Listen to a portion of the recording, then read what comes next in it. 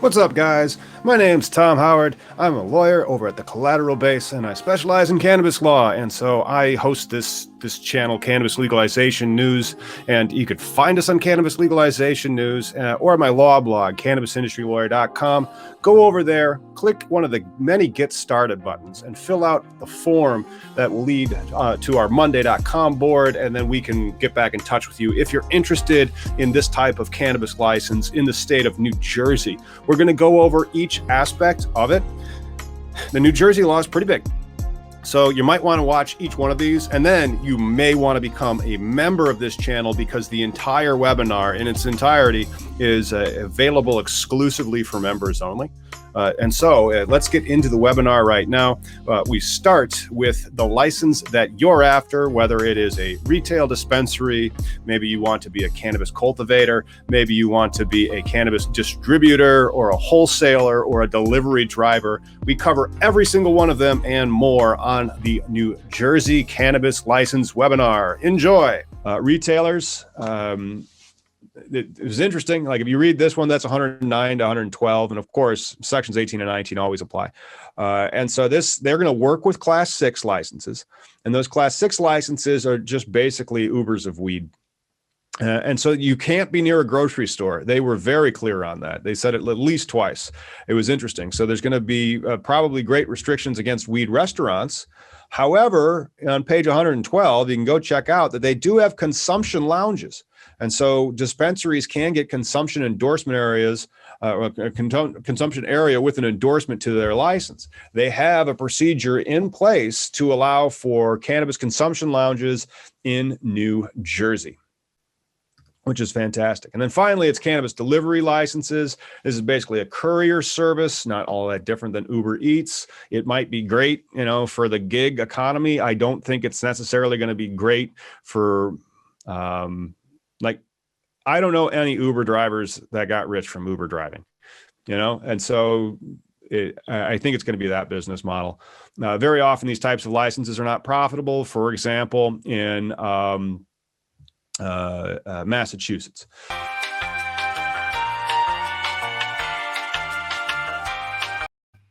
Hey guys, that was a little taste of the webinar. If you want full access to all of our webinars, become a member of Cannabis Legalization News by going to your desktop and hitting join. Somewhere down there on that page, you can hit the join now button. I'm not sure if they have it on mobile yet. 50% of all revenue that we earn from the YouTube channel goes to commissary for cannabis prisoners. We want them to come out, but while they're there, we want them to have the best accommodations they can. So commissary is really important, especially when you have tamale day to deal with over at the mess hall. Now, back to the beginning of the webinar where I discussed the micro and conditional licenses. That's really going to be an interesting addition that New Jersey has and that it might apply to your team. I hope you enjoy it. If you want to get in touch with us, go to CannabisIndustryLawyer.com and click on one of the Get Started buttons. Thanks. Welcome, everybody. We're going to spend about an hour today talking about the New Jersey laws. We're going to focus intently on you obtaining a license. And so if you're interested in becoming a license holder for New Jersey cannabis, this is the webinar for you. So much so, and I'm going to be sharing my screen throughout.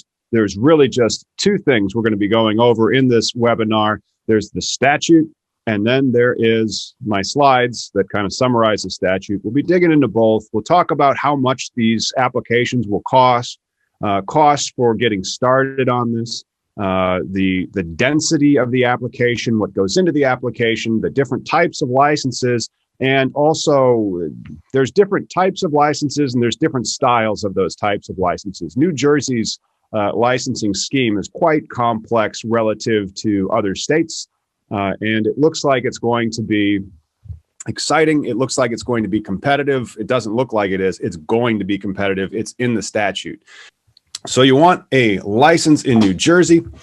My name is Thomas Howard. If you want to find me, you can Google Cannabis Lawyer. You probably tried to Google some type of thing and you found my website, which is my law blog, cannabisindustrylawyer.com, or you found me on YouTube. A lot of our subscribers came from YouTube, and that is Cannabis Legalization News. If you haven't subscribed to Cannabis Legalization News, you should, because on Sunday, Tommy Chong joins us, and he has some amazing stories that you are going to want to hear. The most important thing is that this is not just on YouTube, it's also on all other podcast providers. That's where you can find it. If you like any of the stuff here, please subscribe, because we are going to know more in the future. Now, the key points that we're going to be covering today: micro businesses, they might not be as small as you think. How thick will this application be for you to get your license? It's going to be like a brick, but don't worry, it's a digital brick now. All the licenses and the documentation and the voluminous numbers of the pages, you probably will not have to hand those in via paper. They will probably be searchable PDF documents. Now, there's also the minority and the woman-owned. It should be minority, woman, and disabled, veteran-owned, to be specifically precise. And then, of course, the conditional licenses for a more equitable industry. Now, that's exactly what you think about when you see old Nassau Haw here in Princeton, New Jersey. You think about equality. And so the fascinating stuff about New Jersey really has to do with the amount of locality that is built in, and also the quotas that are built in for not only residents, but disabled veterans, minorities, and women. And then also conditional licenses for more Main Street business owners to get into the industry and also jump lines. But the competitiveness is really, really interesting. So there's a lot that we don't know. And that lot that we don't know will be changing, but probably not until August 21st. We know a lot from reading the statute, but we don't know a lot about the regulations forthcoming. So we will be examining the statute, but we're going to have to wait for the rules, the public comment, and finally the application, which is formally called the adoption of the rules in New Jersey. Now, this will probably still raise questions. For example, Illinois did 2 rounds of questions and answers while taking applications. Not only that, they amended the law during the process. So the changes to the statute may happen while you're trying to get the license. Now, let's go over the cannabis licenses generally in New Jersey. There are going to be 6 classes and 4 types. The first type is the conditional license. 35% of these licenses are going to have to go to the conditional license type. That is going to be covered in more detail coming up, but that is the accessible model. And so 35%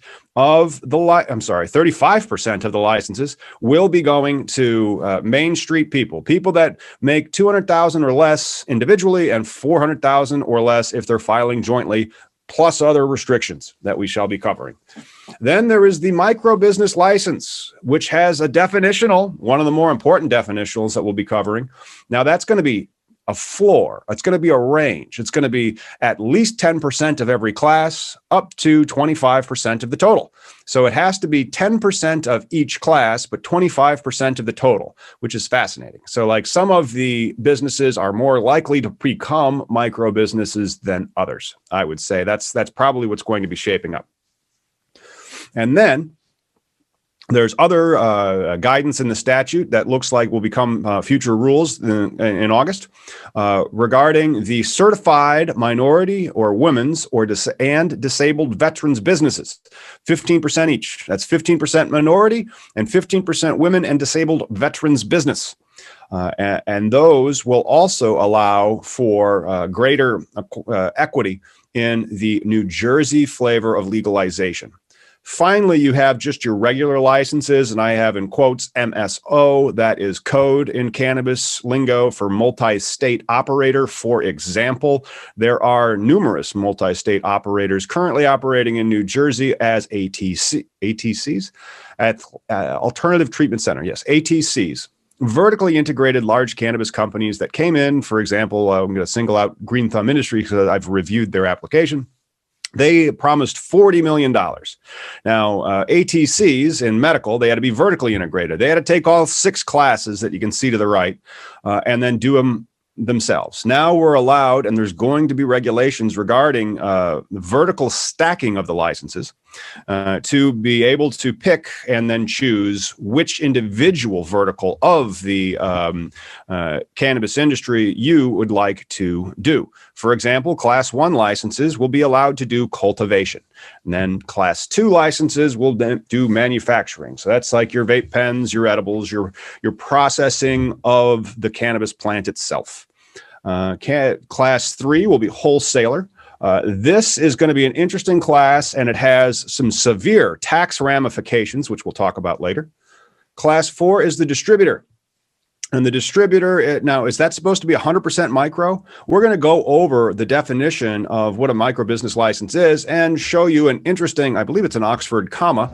I don't believe that they're actually going to be 100% micro, but I think most of the micros are going to be in your distributor, your delivery, and then also your retailer. And so Class 5, retail, you see that it's a dispensary. Unless you're in Michigan, for some reason, they called them provisioning centers. Just how it is in this industry. Class 6, delivery, and it really should be called like Uber Eats or Grubhub style delivery, because like Uber Eats or Grubhub, what happens is you, as the driver for Uber Eats, don't own the McDonald's. You just pick up the McDonald's and you take it to whomever ordered it.